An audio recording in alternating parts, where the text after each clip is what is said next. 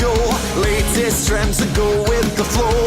Holding it in my own hand. Then I want to laugh like I lost my mind. Usually confused all the time. I can't get no satisfaction in activity. Sitting heavily like stones upon my shoulders, weighing down on me. So let's spread our wings to bigger, better things. Flying to another world, let's go. When every door was locked away, with every possibility. Okay, just another day. I'll break the wall that's in my way. I'm shooting past that limit break. I'm certain this is just a piece of cake. Just wait and see how strong I'll be. I'll reach invincibility. This is Dragon Ball Super. Just tell the gods I'm blowing them away.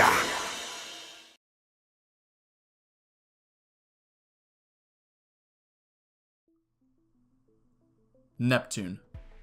Beerus hovered over the solar system's 8th planet, sensing his opponent's ki clearly.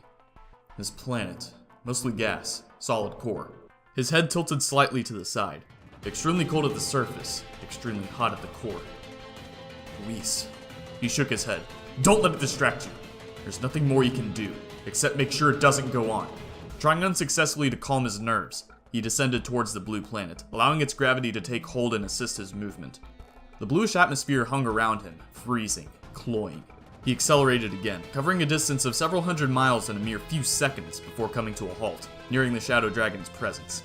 If you're trying to hide, you're doing a bad job of concealing your ki, and if you're not, I have to wonder why you're dodging around like that. A figure began to appear through the obscuring mist. Or perhaps I was messing with your head. It was a wispy being possessed of a multitude of twisting, sinewy limbs. Spines rose from its shoulders, flanking its slit-eyed face. If your goal was to piss me off, it's a bit late for that.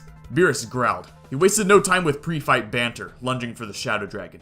It failed to block. His hit knocked it back instantly and its counterattack was brushed aside without much effort.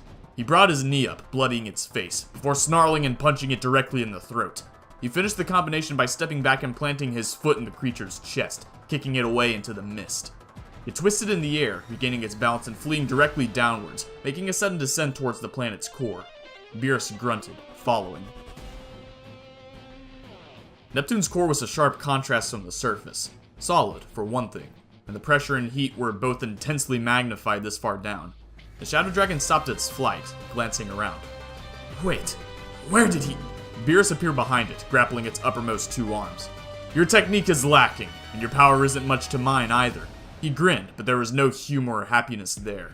Are you sure you're up to battling the Hakaishin?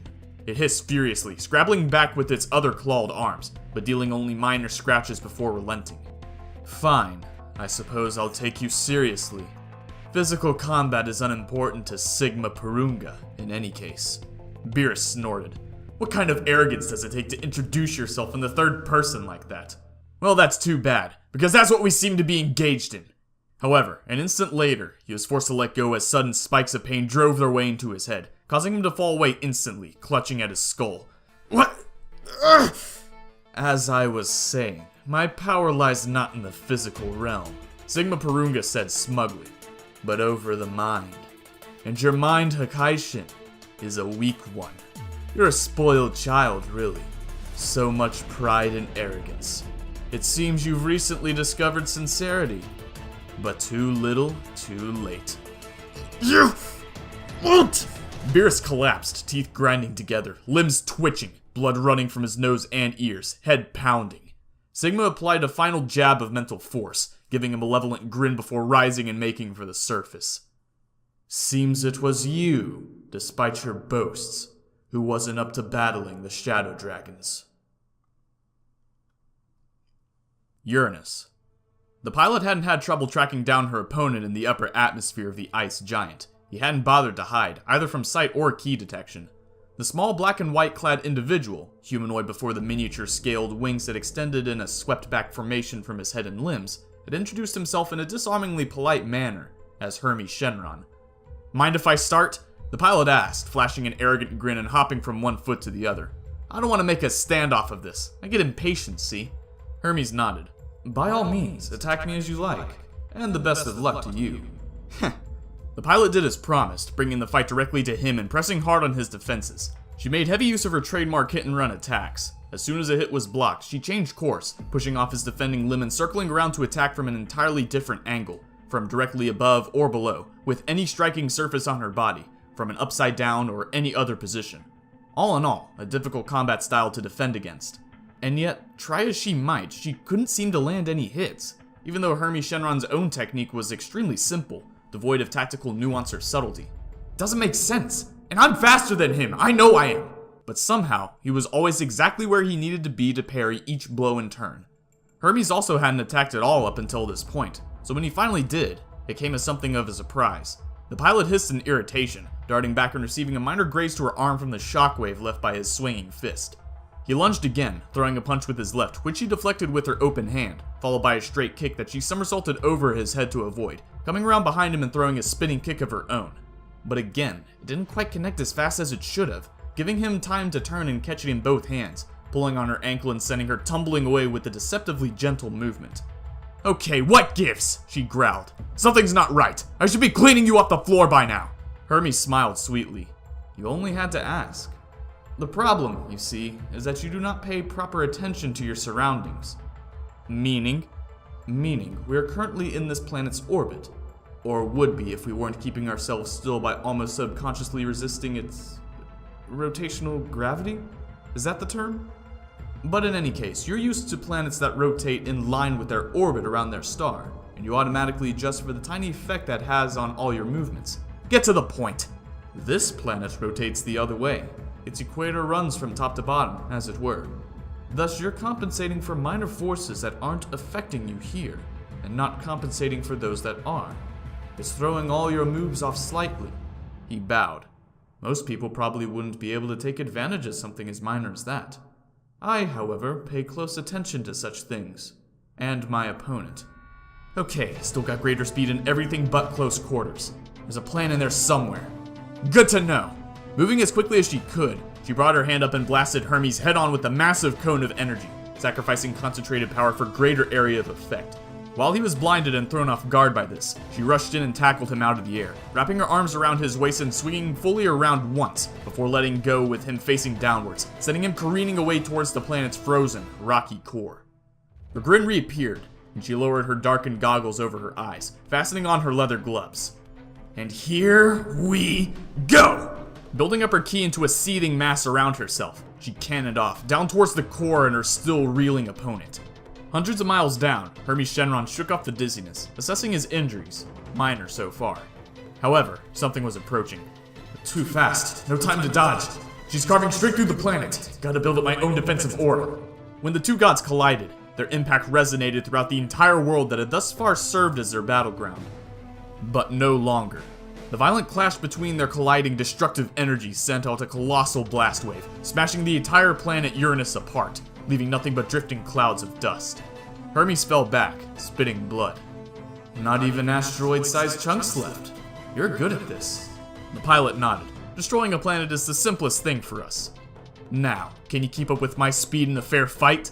She renewed her attack, intermittently vanishing and half reappearing as her faster-than-light blows rained down on Hermes Shenron, this time unimpeded by any gravitational interference. She broke his guard quickly with workmanlike efficiency, then proceeded to beat on him almost unresisted, finishing her assault by dragging his head down with one hand into a rising punch by the other, bloodying his nose and sending him spinning away through the empty void. She blew on her knuckles, confidence returning. I'd say that about settles that. You are, indeed, Hermes gasped, a fearsome opponent. So this is your true power. Then I'd say it's only fair that I show you mine. The pilot felt a shiver of excitement. This should be fun. My power, Hermes said with a touch of dramatic flair, is over space. The pilot blinked. You mean, like, the big place we're floating in? No. Hermes groaned, shaking his head. As in direction, distance, the three spatial dimensions. For instance! He made a jab with his right arm, and though the pair were some distance apart, For a moment, he seemed to be right in front of her, though he hadn't moved an inch. And the punch hit home, unprepared as she was, driving her back a step and drawing a grunt of pain, momentarily compressing the distance between us. Bastard! The pilot lunged, but despite being well within reach when her arm swung down towards his small frame, the next moment he was several meters away, causing her to hit nothing at all. Or, indeed, increasing that distance. Hermes continued calmly. Do you see your predicament now? Frowning, the pilot attempted a surprise attack this time, dashing left and right to try and throw off his aim. He smiled peacefully, however, inclining his head slightly and employing his unique ability once again. Try as she might, as fast as she raced towards him, she was being moved back an equal amount, never making any progress. Fine, I don't need to get close to him to attack anyway. She formed an energy sphere in one hand, tossing it at the irritating Shadow Dragon. Do you think I'd be so proud of my power if it could be defeated so easily? Hermes called out. I did mention that space includes direction, did I not? Sure enough, halfway to its target, the blast changed course, shooting straight back at the pilot and detonating on her hurriedly raised guard, singeing her forearms and shoulders. Hermes was quick to follow up on this with another hit-and-run attack, again bringing them closer in order to strike before separating them once more. The pilot fell back, breathing hard and uneasy on her feet. But there is a way. I can still win this! Hermes, seeing that she was, uncharacteristically he should have noticed, passively awaiting his next attack, struck again, reducing the distance between them. But as he attacked, she lashed out like a striking serpent, seizing his leg before it made contact with her. Gotcha! She said triumphantly. What the? He gasped. She interrupted me in the one instant I was close enough. Did you already forget I'm faster than you? Once I'd gotten over the surprise of seeing you pop up like that, the small amount of time you needed to attack was plenty for me to react. And now I've got a hold. You're not going. She rammed her forehead painfully into his face, cracking two of his teeth. Anywhere! Very well, Hermes hissed. I haven't quite used the full destructive extent of my ability's potential yet, but it seems you've earned it. He brought one hand up, chanting something under his breath, and a spray of green light leapt forth from his palm, bathing the Hakaishin in its glow. She instantly froze as her body reacted painfully, feeling as if she was being torn in all directions, pulled and compressed by immense cosmic forces. Divine resilience stretched almost to its breaking point. You! The space I'm distorting now is the space within your body. I don't quite have the power to completely tear you apart from the inside, but this will be enough to end our fight. The pilot continued to twist and writhe under the pressure, until finally being released at the moment she lost consciousness. Just at that moment, she breathed. I'm glad. Hermes lowered his hand and gave a respectful nod, understanding. I get the sense she's the kind who doesn't mind losing so much, but she would have hated if she'd lost to anything less than my full power. Hakaishin, rest assured, long after all your universes are turned to fuel for my master's continued existence, I will remember this match. Mercury. The series of rapid, rhythmic crashes echoed around the small, searing hot planet's surface as Helios, Shenron, and the warrior engaged in high-speed, unrelenting combat. Moves were made and countered with expert timing, attacks and defenses executed flawlessly with no margin for error, no wasted energy, every minute movement optimized for speed and power. You are phenomenal! The warrior exclaimed, and any who knew it would have noticed that its speech was unusually lucid and straightforward. It was a far more animated being in the heat of battle. I have called myself the most skilled fighter among the gods, but you might be on another level entirely. As the most skilled among the Shadow Dragons, I can settle for nothing less. Helios replied proudly. This power, it's exhilarating to finally have an outlet for it. My training paid off far more than I ever could have hoped, to be fighting off an opponent on this level. Indeed, as the fight progressed, Helios did seem to possess a significant advantage. With every few moves, the warrior would lose some ground, taking a step backwards or sliding away after parrying a particularly forceful attack. Every few attacks it would miss severely, leaving itself open for a counterblow that drove the wind out of it. Every few blocks, it would mistime its defense and suffer a glancing hit as it strove too late to dodge. You don't seem intimidated. Helios commented as he drove home another opportunistic attack, spotting a tiny opening in the God of Destruction's guard. On the contrary! The warrior exclaimed, pressing the attack and scoring a direct hit, but receiving two for its trouble. In all my life, I've never faced such a challenge. I fought opponents of your level before, but only as sparring partners. The fact that this is a death match is exhilarating. A fighter after my own heart. Helios laughed. You relish the challenge then? Indeed. The warrior fell back again, coming the worst out of another engagement. But I think I may have the solution to this particular challenge. Come at me again. Interesting. Helios rushed in, attacking again. But this time, the warrior seemed to slip from his grasp, flowing like water around his movements, anticipating each action and dodging in time to make an attack of its own. A hard right hook that sent Helios back where he'd come from. The warrior straightened up, not breaking its fighting stance. Our abilities are actually nearly equal. However, you develop a certain few combinations of attacks that you'd practice in sequence over and over, uncountable times, until you had a few entire chains of attacks memorized practically on a physical level. So you noticed. Helios said, nodding in grudging admittance of his opponent's intelligence. Thus, when you perform these chains, you didn't have to think at all, and move much faster than normal, rendering it difficult for me to combat you, until I saw through your technique. The warrior concluded. Now I know each one of your combinations. They won't work on me anymore. You'll have to fight normally. The playing field is even again. Helios laughed out loud. Truly impressive! However, in truth, those chains were merely the prelude. His stance shifted to a more offense-focused position. This is the combination I've practiced the most, and incidentally the longest by far. It contains enough moves to last 24 hours. You'll never be able to learn them all before I defeat you. The warrior flinched back, analyzing Helios' voice patterns and concluding. He's not bluffing. Just how long did you practice this for? Prepare yourself! Helios shouted, throwing himself across the burning ground at his enemy. As he neared the Hakaishin, a harsh glow of energy appeared around his limbs, his ki intensifying for an all-out assault. Antenno Fungenki! These attacks came even faster than before, tearing through the warrior's defenses with consummate ease. Simple physical strikes hammered it back again and again, more merciless hits than it could count. It attempted a recovery, rising into the air and coming back down with an overhead hammer fist, but Helios ducked under it, changing mental tracks to a part of his practice combination that incorporated such a defense, and smoothly flowing into a jump kick, knocking the warrior away again, and bringing it to its hands and knees. Helios landed gracefully, catching his breath. Of course, you've now had time to observe and analyze the attacks of my first movement. So next I'll use the second. I admit it. You are my superior when you employ that technique. The warrior said, standing, and something seemed different. Its pitch-black, utterly featureless surface?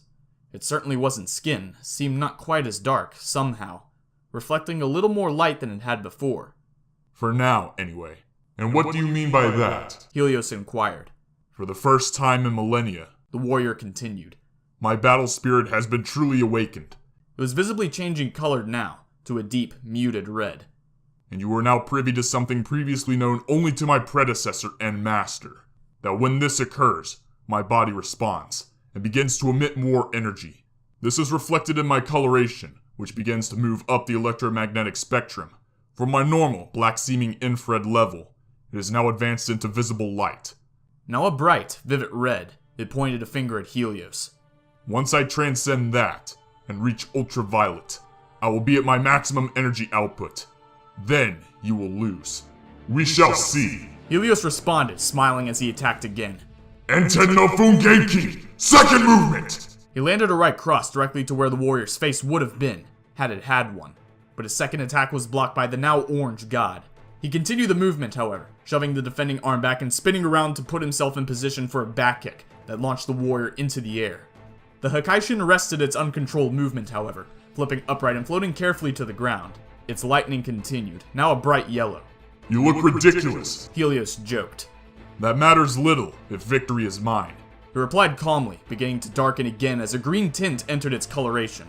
Helios wasn't finished, however. He appeared behind it, kicking its legs out from under it and hurling it away with a follow-up ki, pursuing it and juggling it into the air with a sliding kick, finally reappearing above it and rebounding it back to the ground with a double-fisted strike.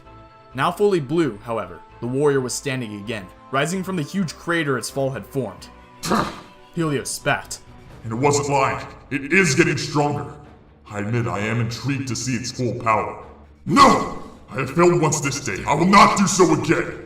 I must end this before it reaches maximum strength. This is the end! He cried out, bringing all his power to the fore, burning wings roaring out behind him as he let loose an intensely packed energy blast in his foe's direction. Of course, a blast this size would level the entire planet as well, but that mattered little to him. Helios was forced to shield his eyes from the brightness of his own blast, rocked back through the air by its force. When he lowered his hands, though, he squinted down to see what ruination he had wrought. It turned out that, largely, he hadn't. But He realized with something of a shock.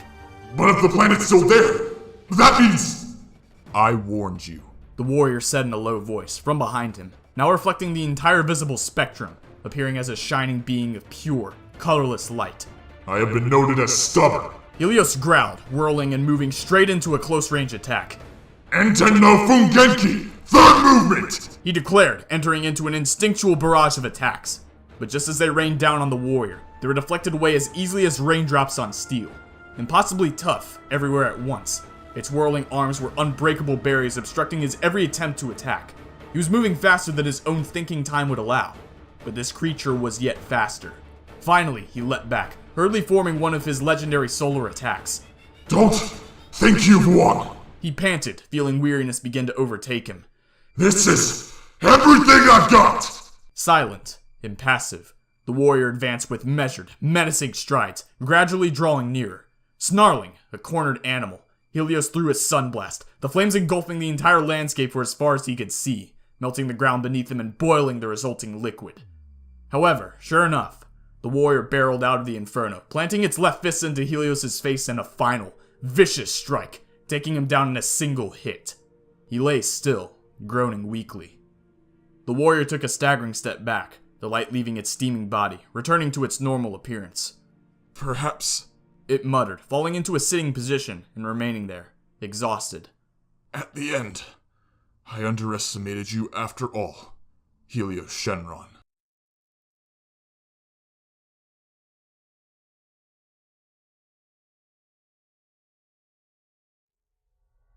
Saturn. The hunter kicked off a house-sized orb of rock, one of the millions forming the gas giant's massive rings, spotting a moment of irregular movement and hurriedly notching an arrow. He loosed it, aiming just ahead of his elusive opponent's movement to compensate for their speed, but it missed its mark, leaving a trail of crackling energy as it flew off into the void. The reply came quickly, a bolt of green power that carved through rock like air, making straight for him. Coming in fast. His arm flinched up to block, but even with his defenses hardened with ki, the projectile hurt immensely, yet no physical damage seemed to have been caused. Gah! The hunter bit down on his cry, floating downwards into cover. Interesting attack, isn't it? A voice called out. You must be strong indeed to endure one. You see, I, Artemis Shenron, can manipulate and induce any sensation I wish with my attacks. The most basic, but often the most effective, is of course pain. Right. The hunter tried to get a fix on the Shadow Dragon's voice without giving away his own position. Just inflicting pain won't damage my body, but it might overload my brain and make me black out. Clever, but... Found you! He leapt out of hiding, bringing his bow to bear again. But Artemis Shenron, in appearance reminiscent of an Amazon warrior of legend, was already facing him, one arm outstretched. On guard, and faster than I expected. Twin emerald bolts flew from her fingertips, and he dived backwards, the attacks grazing his shoulders and delivering reduced, but still unpleasant, shocks. She followed up with another blast, this one blue and requiring her entire hand to fire, and already reeling from the last round, he was struck directly in the chest. There was no pain, but sight and sound seemed to suddenly fade away, a great weight of tiredness overcoming him, his grasp on his weapon slipping, his head slumping forwards. A hiss of movement alerted him to Artemis phasing into view behind him, muscles bunched beneath her skin, one arm raised to deliver a knife-hand blow to the back of his neck and finish him. Growling and shaking off the drowsiness, he spun and swung his bow in an upwards arc, knocking her strike off course. Now at close range, they briefly exchanged blows before breaking off and resuming their long-distance duel. Artemis's attacks came more frequently now, whole volleys composed of multiple types of blast. I wish I knew which was the most dangerous, the hunter thought morosely as he backflipped through the storm of multicolored light. Green's pain, blue's fatigue, the rest are a mystery. An unnoticed yellow bolt struck his side, and he froze, fear suddenly rising into his mind. Must be what yellows do. Fight it! Trembling, he forced himself to stand firm, to not immediately lose heart and flee in panic. If he did that, he'd be an easy target for one thing. However, the hesitation allowed Artemis to close the distance again, placing her hands on either side of his head and holding tightly, emitting a burst of green light and letting waves of pain flow directly into him. Gah! The hunter's body convulsed for an instant, but slowly he raised his arms, gripping Artemis's wrist and pulling her hands away. He tried to get back to normal breathing. "Your will is very strong," she admitted. "Lady, you have no idea," he muttered, not knowing if he believed this or not. "Damn, I bet Priest is kicking all kinds of ass over there. I won't be beaten by my first opponent." "However, I don't think you have the strength to run anymore." "It's fine. I'm done running." The hunter raised his bow once more, drawing another shining arrow back. "I have actually been wondering. You've only fired one arrow during this entire battle." The hunter nodded. "I didn't think you were so fast before. I never take a shot unless I'm certain it'll hit." "So you're certain now? What's different?" Artemis spread her hands, fierce eyes glinting. "You're almost done, and I've barely broken a sweat." A hunter studies his prey's movements. The Hakaishin narrowed his eyes, letting everything else in his field of vision fall away unnoticed, save for his target. "When I fire, you'll die." "Interesting theory." Artemis's lower arms blazed with spectral light. "We're both ready to fire. In this situation, the one to strike first will be the victor." "What, a standoff?" The hunter smiled slightly. "That's not how I see it." "Well, I'm getting tired of you anyway," Artemis said testily, raising her arms, building up her power still more before letting fly her largest barrage yet, the kickback knocking her back slightly. "Ha! He still hasn't fired. His reactions must be too slowed by this point. This battle is mine!" The hunter's eyes flashed, seeing that in her jubilation, Artemis was, for the tiniest moment, distracted. This was the moment. Now! He loosed his arrow, and a moment later Artemis's full power struck him, enveloping his body in a million warring sensations at once. Pain, fatigue, fear, anger, depression, treachery, and more all threatened to tear his psyche apart. Another moment later, as Artemis still stood grinning at her battered opponent, horror registered on her face as she saw the tiny point of light emerge from her storm of power. It was too late to stop it. The point grew into a burning lance of power, and the arrow, containing a god's full ki compressed into a single point, pierced her chest and struck directly through her heart, emerging from her back in a shower of blood. Impossible to see an opportunity so small and seize it so quickly! The pair of them hung motionless for a couple of minutes, drifting through Saturn's upper orbit, before the hunter finally stirred, fully awakening a few seconds later and breathing a relieved sigh. "And that is why," he said wearily, to no one in particular, "when you want to fight someone, you don't waste time screwing with their mind. You just hit them really damn hard." He shakily made his way over to a large rock, collapsing against it and closing his eyes, mentally exhausted. Jupiter.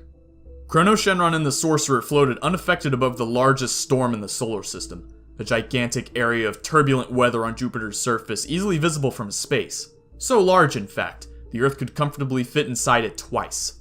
Such an awe-inspiring display of the fury of nature. However, it did not concern the two beings high above it in the slightest. "I see your mind, Chrono Shenron," the one intoned. "And I see your past, Sorcerer," the other replied. The God of Destruction nodded his wizened, beaked head. "So there's no point in either of us being secretive about our abilities. Then let us begin." "Very well," Kronos grinned. "I've always wanted to kill a god. His calculating mind sprung into action. Can't simply travel back and kill a younger, less powerful version of him. That younger version comes from another universe, and not one I can access. I've decided," he said finally. "This attack failed to kill an opponent earlier, so I'm anxious to redeem it. Before, I created a field around myself that would shred anyone who approached me with the contradictions in their character throughout their life." He flexed his fingers, and the air began to warp and contract around the Sorcerer. "This time, however, I'll center it around you, since I know one like you doesn't have to approach me to attack." True enough.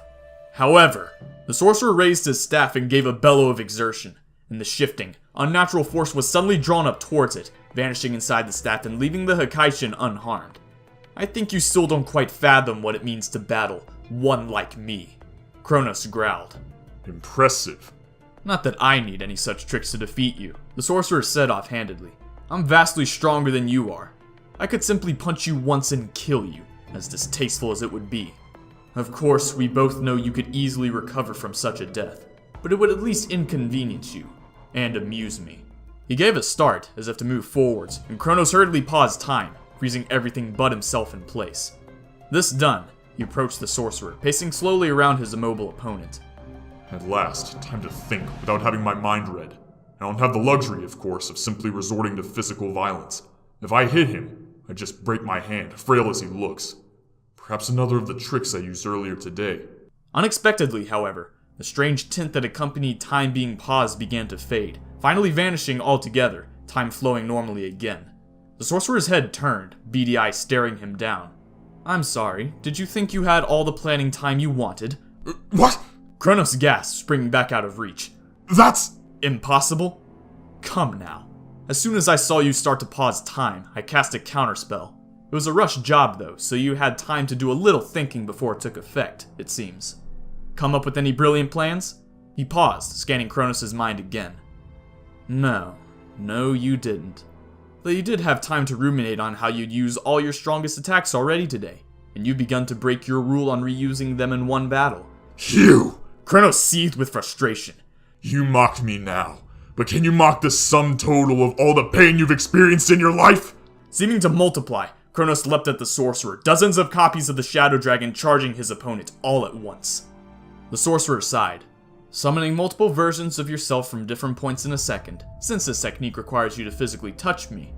Of course, all I have to do is kill the one furthest back in time. He flung his arm out, firing an arc of lightning that engulfed one of the copies, roasting it from within and leaving it drifting and lifeless. As soon as this happened, the others vanished, and the rest ceased to exist. A single Kronos appeared before him, hunched over and gasping for breath. Yes, surviving using the body of a possible alternate timeline, like the other time you died today, and fixing your personal time stream to deal with the paradox I inflicted on it by erasing so many copies of you at once. That must have taken a lot out of you. The sorcerer noted, leaning on his staff. His mind scan had also ascertained that Kronos liked to explain himself, so he'd made a point of consistently beating the Time Warper in doing so, to annoy him more than anything else. Damn you! Kronos panted. Pain. Again. And on the same day, no less. I can scarcely believe this universe! His eyes narrowed, and he flared up his power once more. Be gone! He shrieked, assaulting the Hakaishin with all his temporal power. A moment later, the sorcerer's image spiraled away into nothingness. Ha. Enjoy your stay a few billion years in the past. Kronos gave a mean laugh, sweating buckets. Finally! But he was, without doubt, my most fearsome opponent. Is that true? You flatter me. Kronos whirled, gawking, composure totally lost. You! But... how? The sorcerer made a small bow. I know what you're thinking, as always. Can he travel through time too? As it happens, no. He twirled his staff, shifting it to a one-handed grip. If I'd let that affect me, I'd be stuck in the past like anyone else. But you were fooled by a simple after-image. I have mentioned my power is vastly superior to yours, have I not? Kronos just stared, for once in his long life, lost for words. Of course, it helped that a god's ki can't be sensed by non-divine beings, the robed creature added. You can usually tell that your attacks worked when your enemy's ki vanishes. That didn't help you here, since you couldn't sense me to begin with. But now I think I've had enough of this farce. He chuckled at Kronos' expression. Yes, this has been a new experience for you. Usually your battles are about this one-sided, but in the other direction. You've had enough, you say? Kronos hissed. You know killing me isn't simple. Of course. Which is why it's not your body I'm going to attack. Kronos snorted. My mind, then? Same result, I'm afraid. I'll still escape. Actually, not that either. This is my greatest technique. A pale blue flame sprung to life around the sorcerer's free hand. I call it my soul fire. Kronos shrank back from the heat, already feeling it despite the distance between them. Then, what he's planning to attack is... Correct. The sorcerer released a soul fire, letting it leap across the emptiness between him and Kronos, latching on and sinking beneath his skin. Kronos opened his mouth to cry out in pain, but the noise never came. He fell still, hanging in the empty blackness surrounding them as the flames slowly burnt through to the surface, enveloping his hollow-eyed body and completely incinerating it, ashes withering away into nothingness. The sorcerer closed his eyes, leaning heavily on his staff from the great exertion the technique had required. No, He did not escape this time. Such tricks can save your body, dragon, but your soul is a different matter. You will never reach whatever your race's afterlife might be, if you even have one. More likely the Eternal reabsorbs your souls on your death. In which case, I have at least denied it the scrap of nourishment you would have provided it. Venus. Gohan squinted through the translucent atmosphere, already feeling lightheaded.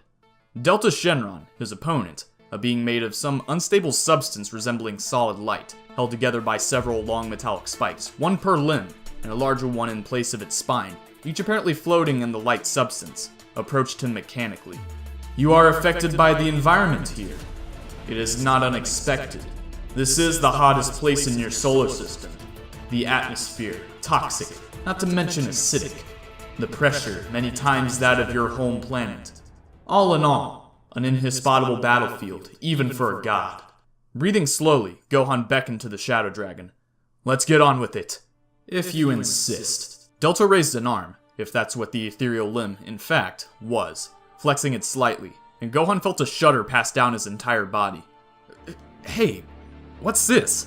Gohan muttered, finding himself seemingly paralyzed. How'd you... I am now in control of your energy, Delta replied, and I am holding it in place to prevent you from moving, or indeed from using your energy. It walked directly up to him, raising its other arm and sharpening its form until it resembled a single blade. Making killing you simplicity itself. It struck, lashing out in a snake-like motion, aiming directly for Gohan's throat. However, the molded limb vanished at the elbow, appearing behind Delta and impaling the dragon through the stomach, creating a large rupture in its semi-liquid body. Gohan smiled. Hard luck for you. Shifting doesn't require me to move or use my energy. Delta made an irritated clicking noise, withdrawing its arm through the portal and taking a step back, the hole in its abdomen sealing itself and leaving no visible damage. It also seems you are my superior in speed and detection ability, so continuing physical attacks and hoping to catch you by surprise seems unlikely to succeed. So you've got a new plan, I take it. To be more accurate, I've decided to get serious. Gohan frowned. Completely immobilizing me wasn't serious? What's next? Delta began to resonate with a strange energy, sparks of light jumping from one spike to the other within its body. Specifically, now I have control of your body's energy. I'm going to detonate it, destroying you from within. You think so? Gohan replied, grinning a little. Try it. Does he expect me to believe he can counter this? Delta inclined his head. You're bluffing. Let's see. A second later, Gohan vanished entirely. Delta took a shocked step backwards. I've lost control of his energy! Gohan's hand tore through the ethereal substance of its arm, taking hold of the spike suspending the limb and ripping it free, causing the entire arm to disintegrate. Like I thought, you have to track and lock onto my energy to control it. So if I disappear into a pocket dimension using instant transmission, or hell, if I disrupt your power by removing one of these Loki, he crushed a spike between his fingers. You're done. Delta shrieked, the sound of distant thunder and tearing metal, swinging its remaining arm around and pushing away on Gohan's energy, now unable to utilize enough finesse to control it fully, only managing to fling him back slightly. Gohan dug his feet in, bringing himself to a halt and responding with the one-handed Ki, flooring Delta with ease. Give up. This fight is over. He turned away, preparing to take off. I don't want anything more to do with you. The Shadow Dragon picked itself up off the ground, hissing at his back. This isn't the end! Don't make me hurt you anymore, Gohan warned, pausing. You haven't won yet! Delta declared, holding its arm up to the heavens, and fixed onto a huge source of energy, ready to hand. The sun. With this, I'll be more than powerful enough to... A steely grasp fastened around its central spike, positioned where the spine would be in a normal being. Delta froze, pain shooting through every inch of its body. I was willing to let you live, Gohan growled. But what you were about to do would endanger the life of every being on Earth. I won't allow that. He closed his fingers, snapping Delta's spine entirely in two. The sparking, fizzing light of its insubstantial body instantly died, the remaining spikes clattering to the ground. Gohan lowered his hands to his sides, closing his eyes. There. It's done. I hope everyone else did alright.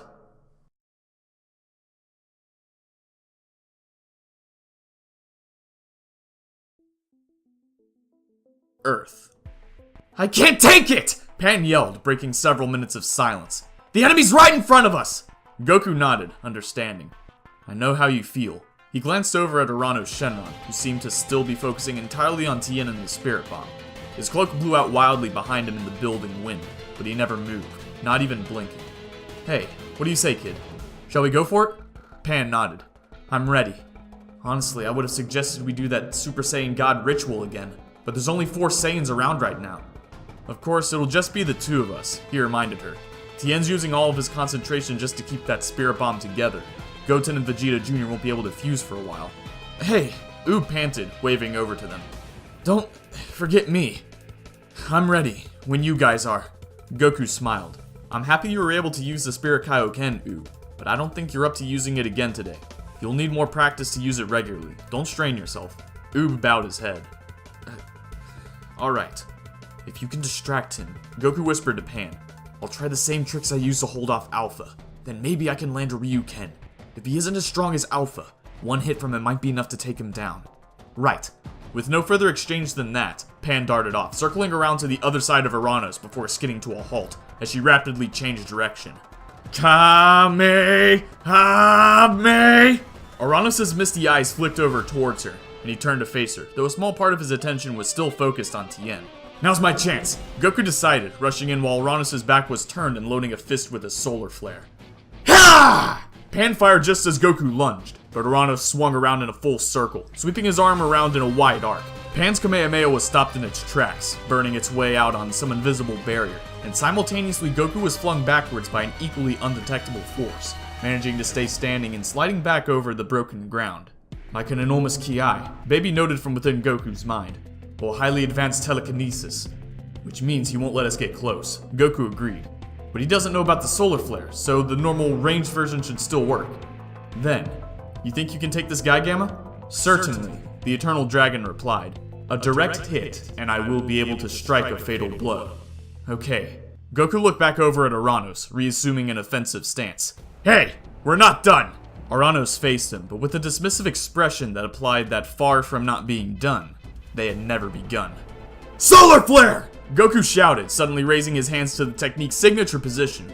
As a searing burst of light filled the air, he drew back his right arm, wasting no time and leading straight into his next attack. Ryuken! With an explosive roar and a rush of destructive power, Gamma Shenron was momentarily summoned to the material plane once more, obliterating the Kachin wreckage in its path. Goku landed, his leap taking him forward into the crater he just created.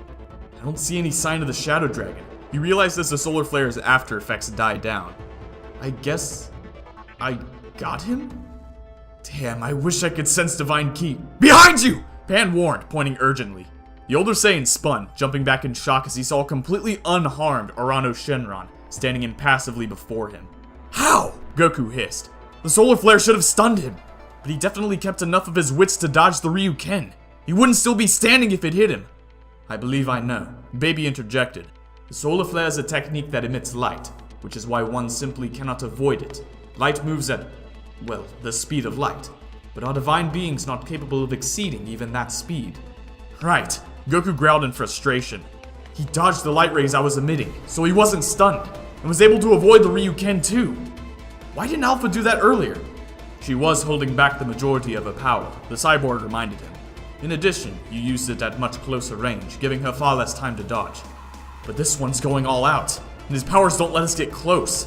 His fists clenched tighter, trembling. I can't beat this guy! Mars. The Red King discarded his cloak, letting it settle to the dusty ground as he cracked his knuckles. Let us begin. Beside him, the knight silently drew his sword, closing the visor of his helmet and locking his gaze on Alpha Shenron. Glaring back at them, she threw off her jacket. The knight rushed in first, and she caught his blade between her hands, kicking him away before turning to catch Cadmus's opening strike, the force of which knocked her back a few paces. You shouldn't be here, she growled. You presume to tell the Red King what he should and should not do? The knight yelled, pushing himself back to his feet and leveling his sword at her. Impudent! Calm yourself, Mercury, the Red King said sharply. I'm curious to know why she thinks this. Alpha jumped, aiming a kick at Cadmus's head, which he blocked, but he failed to avoid her other leg swinging down from above, knocking him to the ground. He rolled away as she landed hard where he'd just been standing, pulverizing a huge area of ground beneath her. Simple, she responded gruffly. Everything in this life has a purpose. Mine is to facilitate the Eternals' coming. The mortals is to struggle for their continued survival. But yours is not to oppose us. She raised her hand to lunge at him, but the knight intercepted, grabbing her wrist. She swung around, flinging him away and throwing an energy blast after him that cracked his arm guard and sent his shoulder blade spinning away over the dusty red surface of the planet. We are meant to simply stand by and accept our fate? Cadmus asked with disdain, charging energy in both hands. You should welcome us! We are your vindication! Alpha declared, trying to preempt him by firing her own volley before he could begin. However, since he now had an excess of power concentrated in his hands, the Hakaishin responded by easily pairing each of the disparate beams with it, deflecting them all the way to sear mile-long scorch marks into the Martian landscape, bringing his arms to a halt with a hiss of steam. Do go on, he said coldly. Explain how killing us all is a good thing. Your purpose is to maintain the balance by destroying planets, Alpha said wearily, as if talking to an impetuous child. The fact that such a cycle repeats itself on a universal scale should be welcome. We justify your existence. We are your fellow agents of destruction. The Red King charged, missing with a right hook as Alpha jumped up and away. Yes, you are. And your coming has put us in the position of our victims, given us a new perspective on this cycle of yours. You're like looking into a mirror. His eyes narrowed. And I do not like what I see. Well spoken, my liege! The knight yelled, coming up behind Alpha and bringing his sword down. She turned quickly, raising her forearm to block, but came away with a shallow gash despite having raised her defensive aura. That thing's dangerous! Some kind of enchantment. Her arm snapped back up elbow first, shattering the knight's helmet and hurling him away through a distant mountain, bringing it down on top of him. During this time, however, Cadmus had gotten close again, and unleashing his full strength, the ruler of the gods of destruction landed two deafeningly loud blows, one with each fist, the impacts resonating throughout the valley they stood in, growing even further until they shook the planet to its core. The Red King stepped back, keeping his guard up, as his ally floated to the ground next to him. I had worried that you might be hesitant to accept this, given your propensity for traditionalism, but it seems I was wrong. The knight smiled, rubbing his shaven head where Alpha had struck him. I follow where you go, Lord. Your will is mine.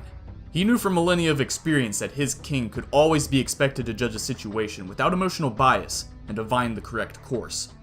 Thus, it did not surprise him at all that Cadmus had changed his mind about their cycle so quickly upon Wisterian and the Shadow Dragon's revelations. He had simply received new information, made a calculation, and acted on it without hesitation. It was this capacity for certainty of action that had made him unquestionably the only real candidate for leadership of the Hakaishin. Alpha wiped away a trail of blood running from her mouth. I didn't expect you two would be this good. Her eyes suddenly snapped wide open, and her outline blurred. The next moment, leaving a superluminal flash in her former position, she was upon them, seizing each Hakaishin by the neck and slamming them several meters into the ground. They put on a burst of energy themselves, escaping from her grasp with a hiss of speed and appearing above her, but they were outdone. She in turn materialized between them, elbowing each in the stomach before dragging the Red King to the ground and kicking him away again. But still, your presence here is really pissing me off. Cadmus stood, facing her straight-backed. Perhaps all we needed was a push. An example. Seeing Wisterian break the cycle. We knew it wasn't holy by any means. Or necessary. Alpha's eye twitched. This isn't right! My lord, we are losing ground. The knight had descended on the opposite side of Alpha. Shall I? Do it, Cadmus said firmly. Very well. Mumbling a few words under his breath, Mercury held out his free hand, a faint vapor flowing out from his mouth as he spoke the incantation and solidifying, forming a second sword. Whereas the first was flawless and mirror polished, the second one was made of some darker metal, inset with gemstones and inscribed with twisting runes. Smiling, he now brandished both weapons. Alpha frowned, calculating. Will he get stronger? I've heard of swordsmen whose power level varied with the weapon they used. This is strength, the knight said calmly, holding the first sword up, before turning to the second and continuing. And this is wisdom. Kinda simple, Alpha commented. Thousands of years old and he couldn't think of anything cool in all that time? He ignored this, bracing himself, and immediately hurled wisdom end over end at her. Startled by the unexpected move, Alpha ducked under the thrown weapon, glancing around just in time to see the Red King snatch it out of the air, before hefting it two-handed with practiced ease. They expected me to dodge. The Tin Can didn't summon it for himself at all! As soon as he had caught the sword, the Red King began to rush at Alpha, the knight running in from the other side as well. Frowning, she waited until the last second before leaping out of their paths, hoping to cause a collision. However, once again, she was not the true target. Startlingly, the Red King had brought Wisdom up and stabbed the knight directly through the stomach. "Strength without wisdom is directionless," he declared. Simultaneously, the knight impaled Cadmus with the other sword. "Wisdom without strength is powerless," he shouted. Alpha froze, dumbfounded. What is this? Wait, their power! Each Hakaishin withdrew the sword from his own body, leaving no visible wound, so that Cadmus now held strength, and Mercury now held wisdom, before holding them out in parallel towards Alpha, focusing all their ki into a single point between the adjacent blades. They're not just combining their power into one blast, Alpha realized. Their ki is becoming greater than the sum of its parts, like a fusion technique, but applied to their energy and not their bodies. Interesting. Of course, I'm dead if that hits me. Right as she thought this, they fired, and Alpha dived to the side as the column of unbelievable power roared its way past her. She could not rest easy, however. As soon as it passed her, it began to turn and change course, circling back around to come at her again. She dodged again, and again the beam angled itself to pursue her. More worryingly, its speed seemed to be increasing. I can't evade it forever. She ducked another pass, rolling away and keeping her eyes on the deadly blast. And I certainly can't block it. Well, nothing else for it. This seems to be your greatest technique, she said to the pair of Hakaishin, who still stood with sword arms outstretched, directing their attack. So I suppose it's time to unveil mine. The beam was heading her way once more. She continued, holding her arms out to the sides and closing her eyes, dark energies beginning to swirl around her. It isn't uncommon for me to use one or more of my 2 Void Banisher charges during a mission, but there is a greater power sealed within me. I've never had to use it, but now we have rebel gods and creators, mortal enemies with divine ki, and every squad leader engaged in battle. I'd say the situation is getting out of hand. The wisps of shadow whip themselves up into a storm of frenzied dark bolts, swarming together in front of her and forming into a shifting, seething portal. This is my 3rd and final charge! The Void Summoner! The Hakaishin's attack rushed head-on into it, and Alpha gave a final grunt of effort as the portal leapt forwards to meet it, the 2 accumulations of strange ki meeting, and, curiously enough, there was no explosion. They met, and seemingly cancelled out in a strangely anticlimactic swirl of dying light. Alpha staggered back, breathing hard and staring at the Hakaishin opposite. The swords had now merged back into one, held by the knight. I'll give you credit. I've never seen an attack of such magnitude. You equaled the power of my Void Summoner. The knight's face contorted, fingers white-knuckled around his sword. It had no effect. Not true, Cadmus pointed out. We've drawn out her strongest attack. And unlike her, after a short time our technique can be used again. Alpha grinned. Thanks for the tip. I'll endeavor to make sure that doesn't happen then. She flinched, voice trailing off. What is... Kronos is... gone? That's not possible.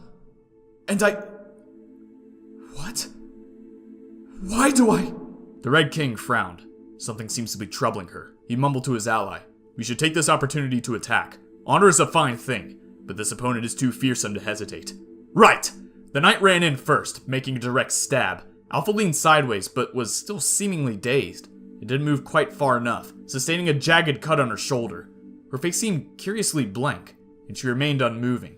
Puzzled, but unwilling to waste this chance, the knight brought his other arm up, this time hitting home with an uppercut and launching her clean into the air. She did not resist the arc of motion, coming back down to Mars' surface several miles away and falling still, staring up at the sky. Why? She said quietly. Kronos is gone. Somehow, someone has killed him. And yet, I feel... nothing.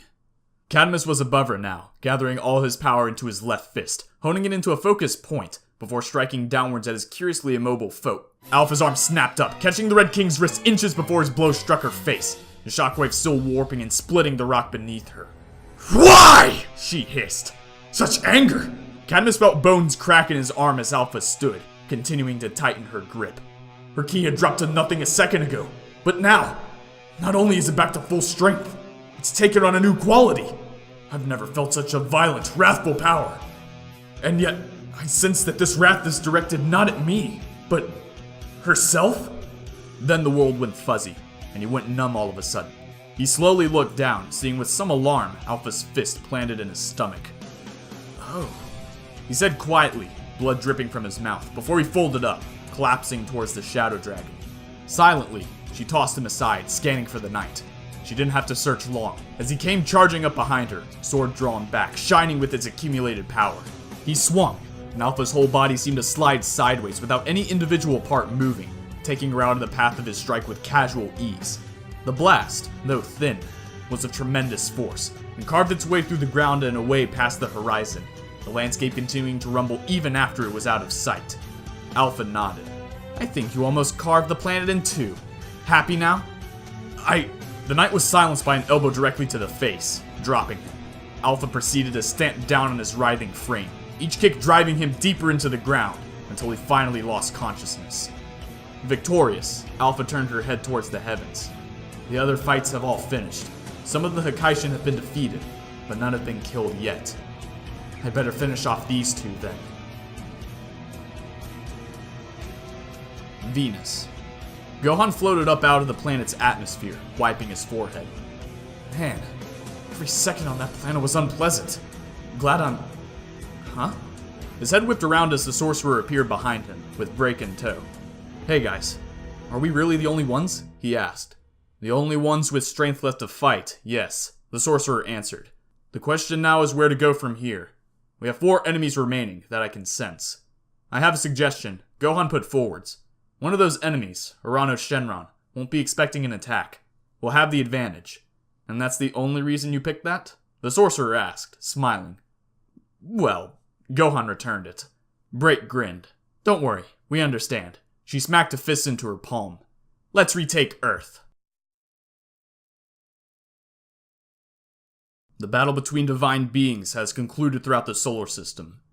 On Mercury, the warrior versus Helios, a tie. On Venus, Gohan versus Delta Shenron, Gohan has emerged victorious.